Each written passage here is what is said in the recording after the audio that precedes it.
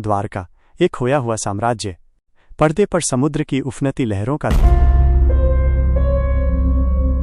Narrator. पौराणिक कथाओं में दर्ज एक चमकता हुआ शहर द्वारका, भगवान कृष्ण का बसाया वो स्वर्ण नगर जिसने समुद्र की गहराइयों से धरती को जीता था।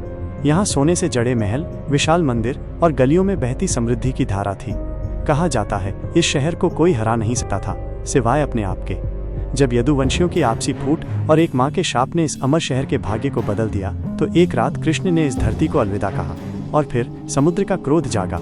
उसने द्वारका को अपनी गहराइयों में हमेशा के लिए दफन कर दिया।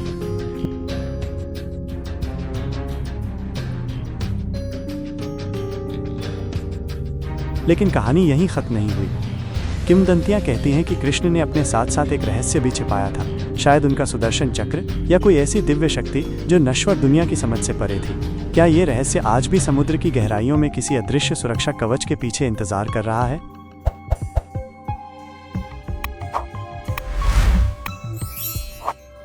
उन्नीस सौ 80 के दशक में गुजरात के तट पर वैज्ञानिकों ने एक अविश्वसनीय खोज की। समुद्र के 120 फीट नीचे उन्हें प्राचीन पत्थर के खंभे, दीवारें और खंडहर मिले। कार्बन डेटिंग ने पुष्टि की ये अवशेष 3500 साल पुराने हैं, ठीक महाभारत के दौर के। क्या ये वही खोया हुआ द्वारका था? कई वैज्ञानिक इसे प्राचीन बंदरगाह मानते हैं, लेकिन कुछ सवाल आज भी अनसुलझे हैं। यहाँ मिली कुछ संरचनाएं इतनी उन्नत हैं कि वे हमारी आधुनिक तकनीक को भी चुनौती देती हैं। क्या ये संभव है कि द्वारका में ऐसी कोई तकनीक मौजूद थी जो हमारे इतिहास की किताबों से गायब है? रहस्य तब और गहरा हो जाता है जब गोताखोर अपनी कहानियां सुनाते हैं। कोई कहता है कि उसने समुद्र में मंत्रों की गूंज सुनी, कोई अजीब सी रोशनी के पीछे भागा जो अचानक गायब हो गई, और किसी ने पानी में तैरते हुए एक चमकते हुए चक्र को देखा जो छूने से पहले ही ओझल हो गया। क्या ये कृष्ण की शक्ति है जो आज भी अपनी शहर की रखवाली कर रही है?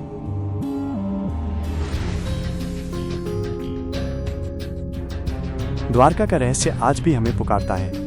क्या समुद्र कभी अपना रहस्य उजागर करेगा? और अगर करेगा तो क्या हम उस सच को जानने के लिए तैयार हैं? वो सच जो हमारे इतिहास, हमारी आध्यात्मिकता और हमारी सोच को हमेशा के लिए बदल देगा? या ये साम्राज्य हमेशा के लिए समुद्र की गहराइयों में दफन रहेगा?